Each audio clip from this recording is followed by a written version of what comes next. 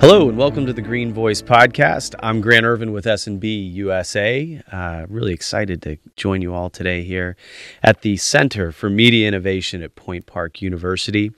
We have a great guest with us today, Dan Donovan from Giant Eagle, Senior Director of Corporate Communications. Dan, how you doing? I'm doing really well. Thanks for having me. Hi, Grant. Hi, everyone. Yeah, it's we were joking off camera here. We're off podcast about kind of the great selection in terms of uniforms. Yes. Blue shirt, blue sport coat, khakis. So the memo went out. The memo went out. Your style profile is right on today. So if I do say so myself, Dan, it's great. We haven't had a chance to sit down and talk with you here on the Green Voice for a while. So welcome back.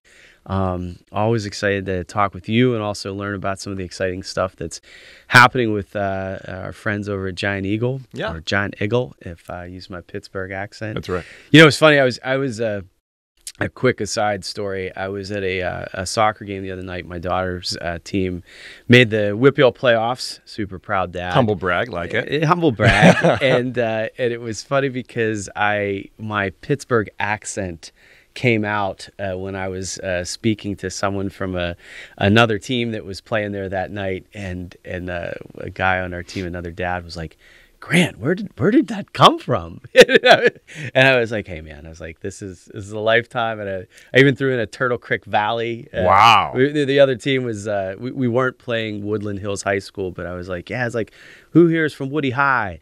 And my buddy Jay was like, "Holy cow, that was deep." But everybody connected on it. So every once in a while, we got to throw a little Pittsburghese into the Green Voice podcast. Dan, this is a special episode, really, because we've had a lot of conversation with listeners and folks with Pittsburgh Earth Day and the Green Voice have been really asking a lot of questions about this new Pittsburgh bag ban. I want to get my alliteration. Correctly. It was a piece of legislation that was introduced by Councilwoman Erica Strasburger a little while back, and was working its way through City Council. And there was you have a deep history in this, I know, with your work at Giant Eagle, and so we wanted to be able to deconstruct the bag ban. Learn a little bit more about it from Giant Eagle's perspective and your perspective, but maybe, I guess, just to start off, before we get into some of the details and the particulars, I'd really like to know, as well as listeners, I think, in terms of some of the genesis from Giant Eagle's point of view. Sure. Like, why is a bag ban a thing of interest and kind of both a point of opportunity, and I know there's been some different iterations of it over the time, but we're full on into it now. And so maybe start from the beginning. From Giant Eagle's standpoint, why is a bag ban of interest to you guys? Yeah. So, the bag ban itself levels up to in the notion of being good stewards of the environment, which really levels up to being good stewards of the communities in which we live and we serve. We are very neighborhood focused, have tried to be for 90 years. We recognize that our team members live in these communities, our guests live in these communities, and if either as a business or members of the communities, we want to be here tomorrow and next week and next month and next year, like, we need these neighborhoods to thrive. So from our perspective, it's really continuing to have conversations internally and saying, what do we need to do today and tomorrow to live up to the responsibility we have as members of these communities, excuse me. So I think that when you talk about single-use plastic bags, and when you talk about the almost, the very natural, organic nature of how we have shopped inside of retailers like supermarkets for years, it's one of those things you don't think about until you're in the moment thinking about it. And, we all can talk about walking down the street and seeing that bag that's littered our community. We all can really discuss and learn more about the recyclability or lack thereof of single-use plastic bags. And just really, take a moment to say, how can we all work together? Because I think one thread that's really important to us at Giant Eagle is that we are doing this together with our local officials and with our guests, the people who live in our communities, because I think I've said this last time we spoke, it's incredibly important that we do this with the people who shop with us and not to the people who shop with us. So we've made a lot of efforts to do that. Hopefully we get a chance to talk about the pass-through donation program we have for our paper bags. But at the crux of it, it's what is our responsibility as a business, as a community, to make our communities better tomorrow and into the future? And then how do we unpack that? And how do we as a collective really start to attack those issues? So you all have experimented in the past. Yeah. Talk about that experimentation phase. Yeah. And you know, so like you have a grounding in it in terms of the ethos of the company and helping the communities. But what were some of the technical aspects? I mean, replacing paper with plastic, and maybe even go way back. Like there's some iconic stories, I think, too, with the blue bag, right? Yeah. And some of that history. I mean, where does that start for Giant Eagle? Oh, boys. The blue bag has a history in the city of Pittsburgh that long predates me, for sure. But, you know, just in the notion of how we have access to it, how it's used. You know, I believe there's a history tied to that the city would allow it for recycling on the curbside and then wouldn't. Again, really diving into what we learn as the years go by about the recyclability, about those bags and what they can do, good, bad, and otherwise, in the machinery that is doing the recycling. So there's definitely a history there.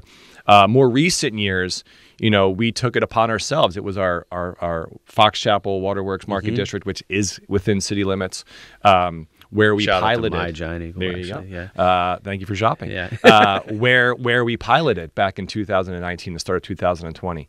We piloted elimination of single-use plastic bags. Now, we all know what happened in March 2020, and at that moment, as a reminder, it was a pandemic and a virus that we didn't know how it was how transmissible it was, right, on packaging, on surfaces. So at that moment we said, boy, we can't really push and promote the use of reusable bags because we're in this moment of uncertainty, and Dan or Grant bringing their bags in. What does that mean? That being said, you know, two things were true at that time with what we did at our Market District location there. Number one is we were doing our best to live up to what we thought was our responsibility as a retailer, to work with our community, to help guide our community to be better as a business and as a community. But number two, you know, the reality is, you know, you're as a business doing it independently, right, you're at a disadvantage in some ways. If my choice is, if I forgot my like a small independent business, business, arguably, if you're even a larger business like Giant Eagle, you know, your obligation is to make to deliver value as best you can to your guests, to make it convenience as best as make it easy. Yeah, make it easy. Very well said.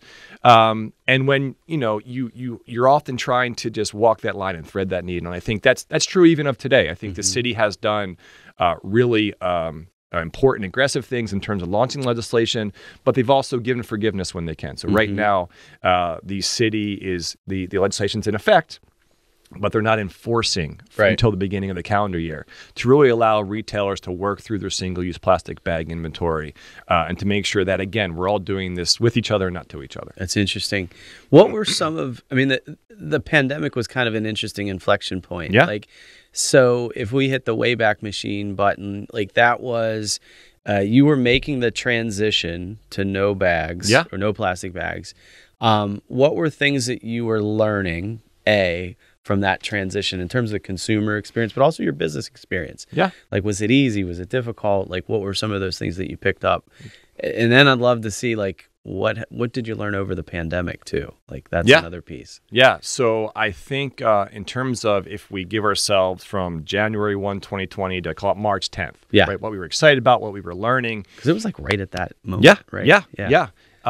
First and foremost, and this is true up until today, if you work with your guests, if you take them on the journey as many ways as you can, you know, guests want to do the things that they feel are right for their communities.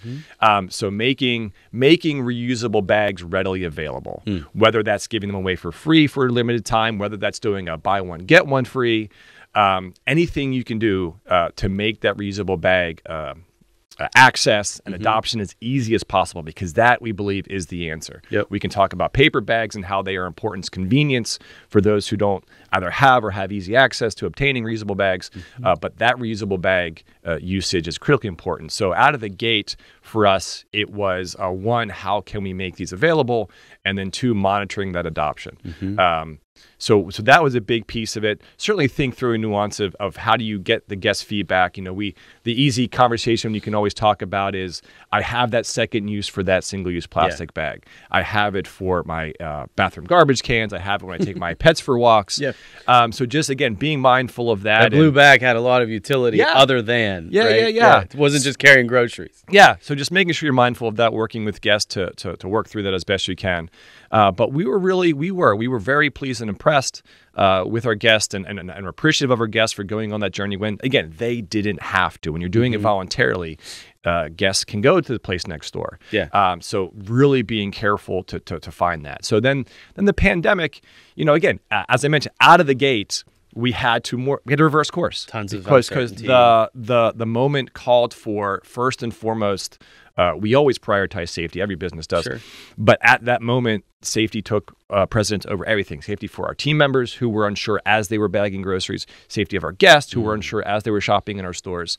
I don't want to say we put it on the back burner because it's never not top of mind. Sure. But we as business leaders, we as household leaders, we're always tweaking our priority list any given moment. So we had to do that. We had to do what we thought was best for guests.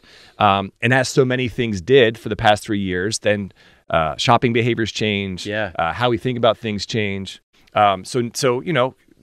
We hope now again with the city's leadership, we have this moment to start coming back and to really start to have some proof points within city limits that may or may not allow us to think about it outside as well. That's interesting. Was there a point, post 2020, where there was an inflection point where you're like, okay, we have this kind of baseline now. We're in a different period in the pandemic.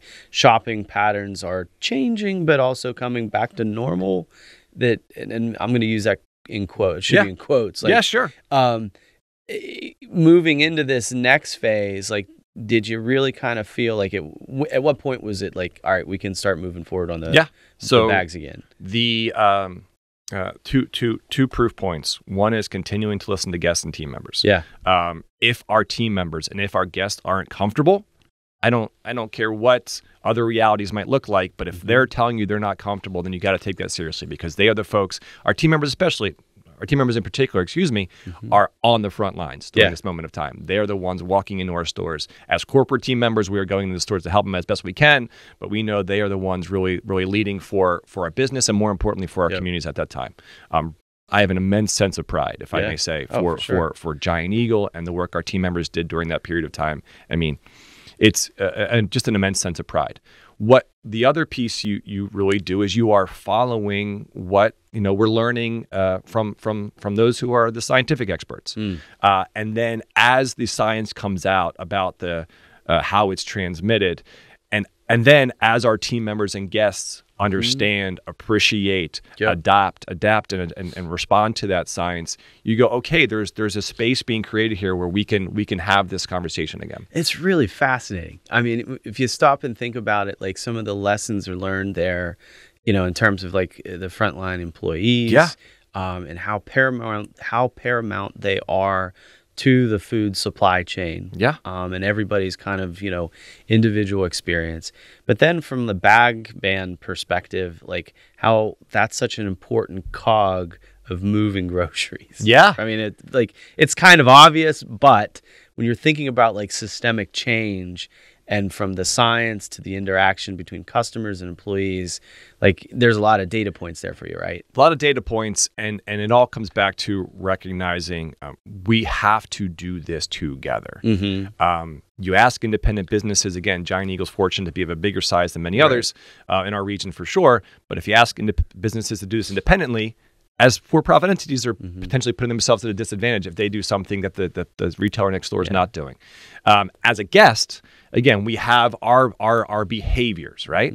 And we have the notion of, you and I talked about electric vehicles. Everyone, maybe not everyone, lots of folks would like to be in a position to do that, to make that purchase today, but maybe they're not ready. So how do you work with the community? How do you make it as easy, as you said, make it easy, make it as easy as possible for those as well. Then the involvement of local government leaders. Because again, we as businesses, when we set a foundation and we level set and we say, no, this is where we're all going as a city. We're all going in this direction. Let's all get on board and let's figure out ways we can support us getting on board. Talk about that process, because I mean, I've been involved in a lot of public policy engineering processes, engineering public policy. We always joked at the city, like when you're at the home of Carnegie Mellon and the University of Pittsburgh, you got to be engineering something if you want people to listen to you. So we engineered public policy. What was that process like to work with the city and Councilwoman Strasburger? Yeah. And, what was the role of Giant Eagle in that process as a business, helping to shape, really progressive public policy? Yeah. I think first and foremost, we view ourselves certainly as partners, but as an ability to kind of speak, to be representative for the community, if you will. So I think because you're collecting those data points, right? Yeah. And we're lucky that we do have, within the city we have 14 locations, 8 supermarkets and 6 Gecko locations. So we become that data point, that intersection point for customers. So one, providing that feedback, I'll say, good, bad, and other in terms of what's working, what's not working. What do we think the community would respond to? What do we think the challenges would be for the community? And working through that, and also being respectful of, what might work for Giant Eagle as a business might not necessarily work for some of those more independent retailers. So again, at the moment now we're in where the legislation is in place, but as I understand, the city's not enforcing it throughout the end of the calendar year to really allow for those smaller businesses to work through their single-use plastic bag inventory. So providing feedback, letting them know that, one, this is how Giant Eagle as a business thinks about the issue. 2, here's how we think our guests would respond and what would be helpful to them to go on this journey with us.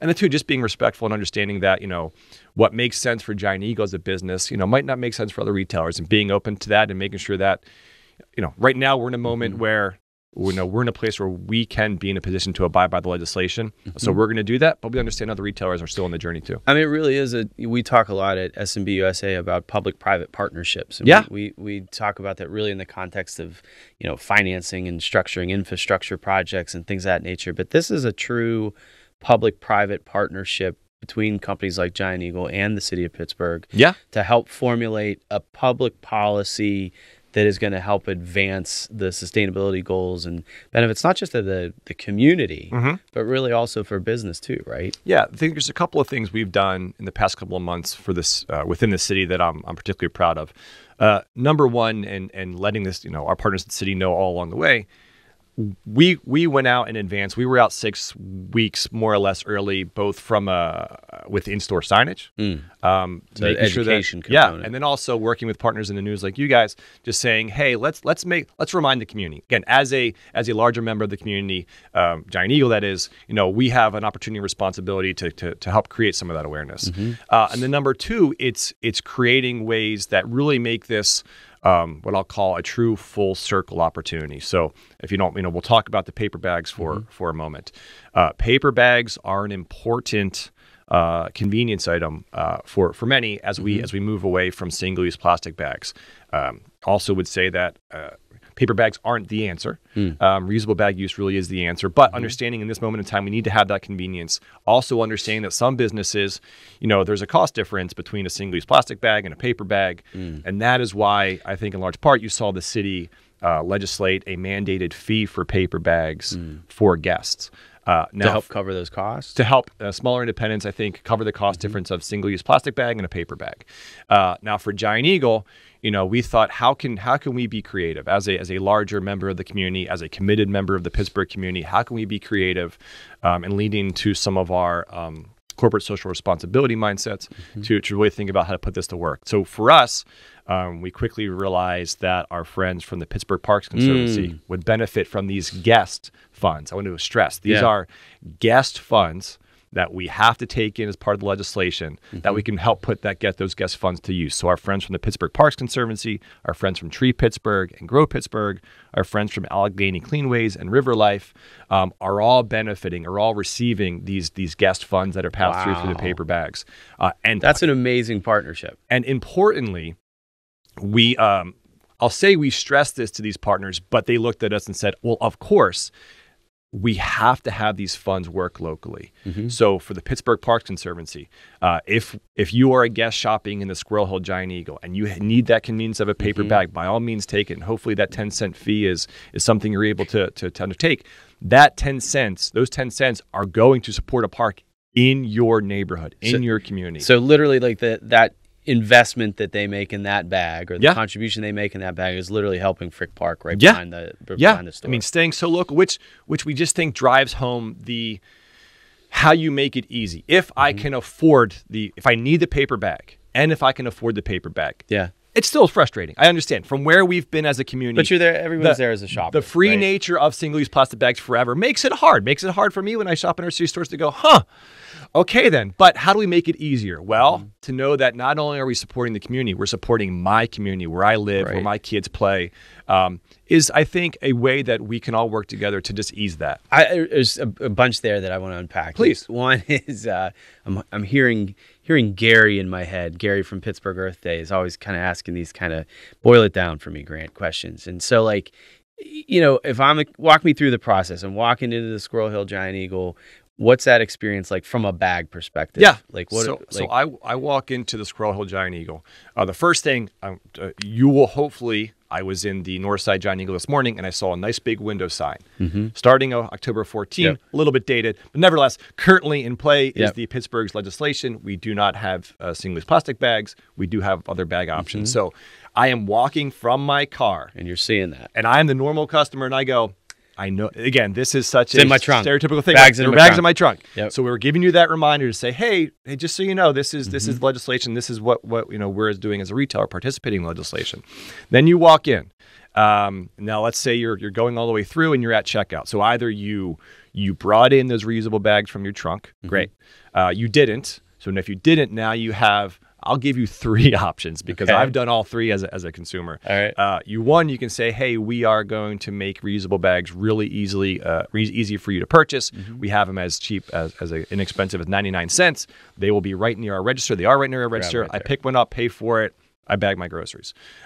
Number 2 is, you know what? Today, I'm not going to purchase reusable bags. I've got them in the trunk. I've got them at home. I will bring them next time. I promise. Yep. You know what, though? Sure. For 10 cents a paper bag, yeah, I need how many paper bags for? Sure. Right. I'm comfortable with you charging me that fee.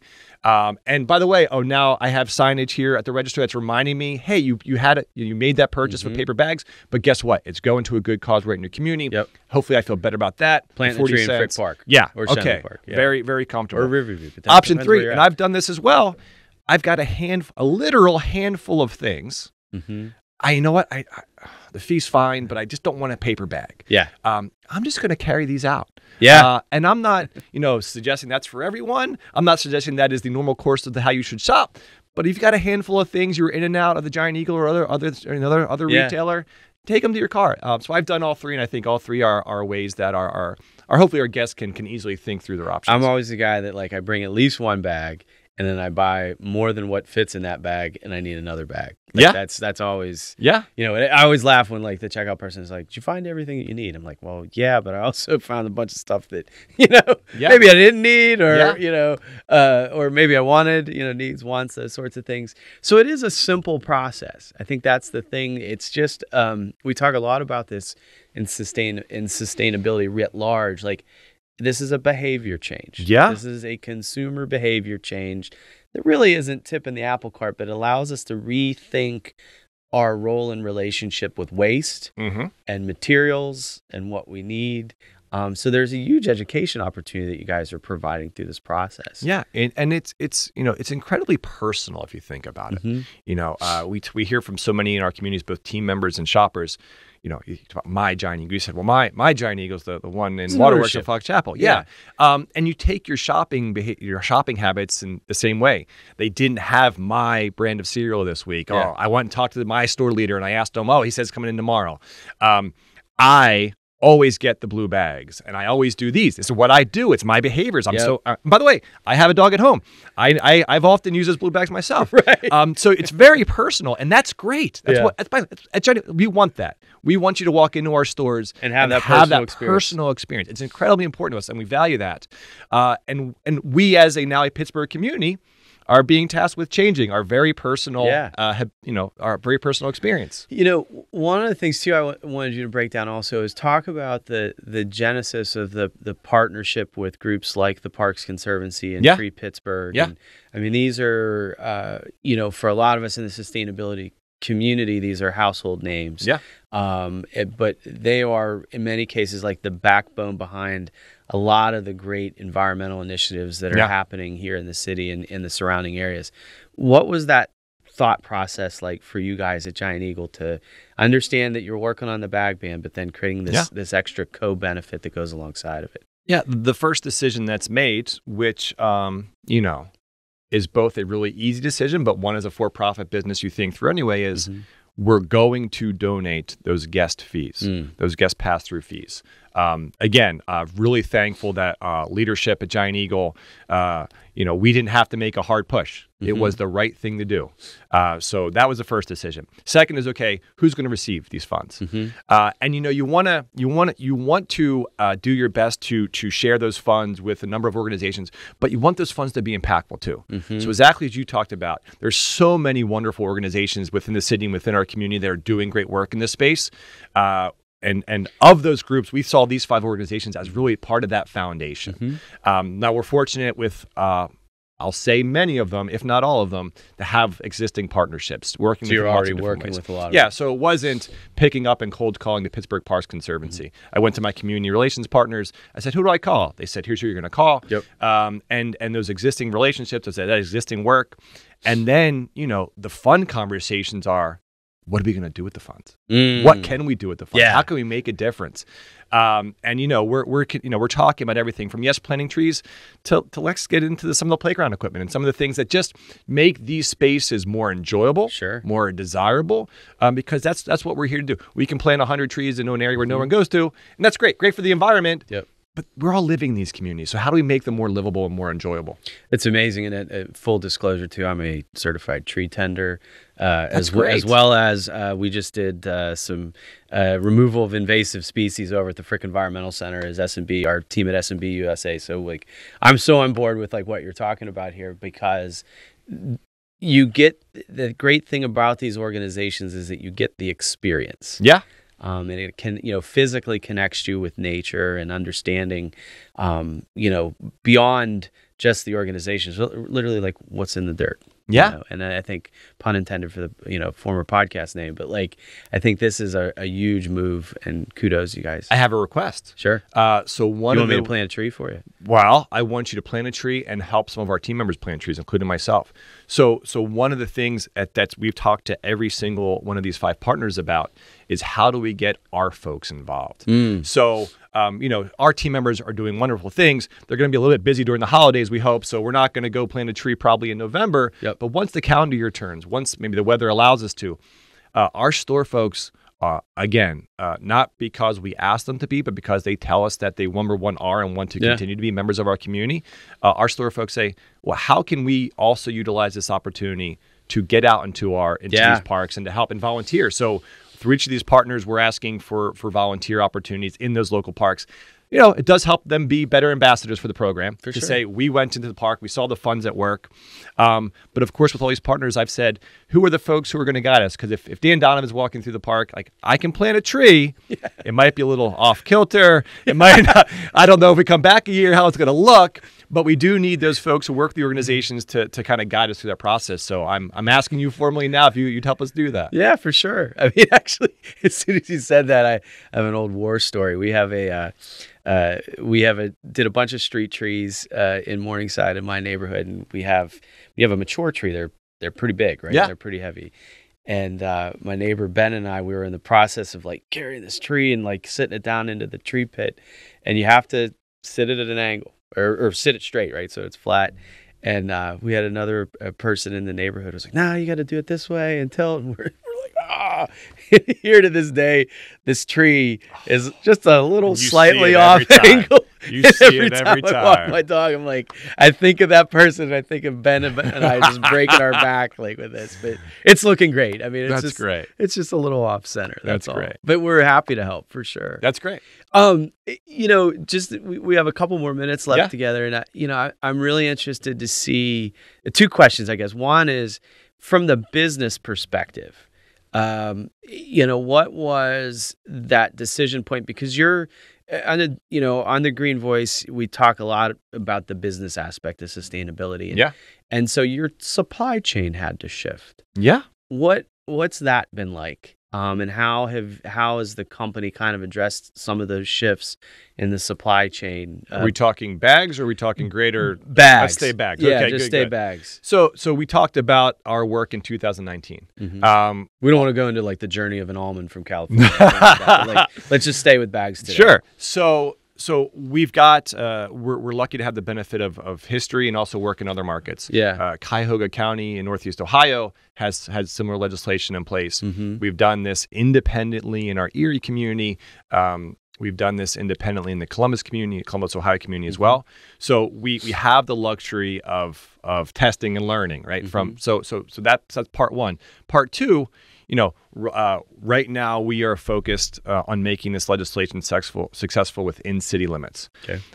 Again, the luxury that Giant Eagle has is we can take single-use plastic bags out of our Southside Giant Eagle, and we can shift them to our Shaler Giant Eagle. We can shift them to locations outside of city limits.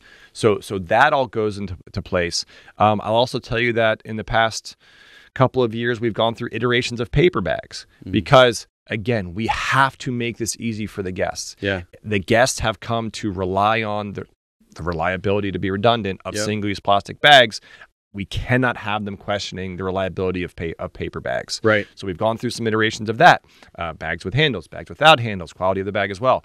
We feel the bags, by the way, currently in our stores in the city of Pittsburgh are reliable. We certainly take that guest feedback on a daily basis. Mm-hmm. But we have the luxury of having similar programming in place in other markets that we were able to lean into to make sure this is successful. Interesting. So the next question, just to kind of wrap up here, what's next? I mean, this has been a huge shift. Yeah. Do you start to see that expansion grow to other locations? Are you continuing to follow kind of the data points and what's it look like for Giant Eagle coming up around the corner? So first and foremost, I would sincerely like to thank our Pittsburgh guests. Reusable bag usage has been extremely high. I would say even higher than we expected out of the gate. Yeah. We assumed, again, in part why we were out there weeks in advance of the legislation communicating this, is we really assumed that there would be a buildup after legislation went into place. But kudos to the residents of Pittsburgh. They have come out and really adopted to the reusable bag usage. So that's number one. I think number two, is the continued focus on how do we use these opportunities to better our communities. Mm-hmm. We talked about the paper bag pass-through program. We also have reusable bag programs. Like right now we have a Hive to Thrive reusable bag. It's a higher quality than our 99-cent bag offering. Okay. But we also are doing it in partnership with Pittsburgh Botanic Gardens. Oh, interesting. So $1 from every sale of every bag goes to the Pittsburgh Botanic Garden to support the great work they do. So it's also about continuing to think really hard about all the different ways this important work can benefit our communities. Mm-hmm. Then third, you mentioned earlier, it's that partnership with our local government officials. You may know the Allegheny, the county is considering, what does this look like from a county level? We are engaged with Cuyahoga folks. did it, right? Yeah. Yep. Cuyahoga. Excuse me. Again, that local accent. Yeah. But it's how do we participate? I just throw that out so I make sure some people are listening. It's about how do we make sure that we are giving this feedback to folks at that level, sharing the data points we have, the guest feedback we have, because if that happens at that level, number one, we're going to be a good partner in terms of abiding by the legislation, of course. Mm-hmm. But number two, there's just so many learnings every day coming out of our stores and other stores that we as a collective have to learn from, because if we're all going to do this, it has to make sense. It has to be as easy as possible for all of us. So it's really just about making sure that you're sharing that feedback with folks who are looking for it. Dan, this is absolutely amazing. Would love to have you back, and here on the Green Voice to share some of those lessons learned and kind of the impact, because I can see a bunch of data, Yeah. it's like coming back here, and I think it would be great to share those lessons, both from the bags themselves, but also some of these community stories. Yeah, thank And you. what's going on with the Parks Conservancy and Tree Pittsburgh and Cleanways and those groups. So it'd be awesome to kind of have them a part of the conversation, I think, too, and see the impact that you all are collectively creating. So thank you so much for being here on the Green Voice. I appreciate it. Thank you for having me, and thank you for letting us talk about these important issues and opportunities. So thankful to you and thankful to the community for working with us. Excellent. Dan Donovan, thank you so much for being a guest here on the Green Voice. Thank you all for listening in. I'm Grant Irvin from S&B USA. I want to thank the team here at Point Park and the team at Pittsburgh Earth Day for helping to make this possible and to let us to share these great stories out there that are happening in the Pittsburgh community with you. So have a great day and listen in soon. Take care.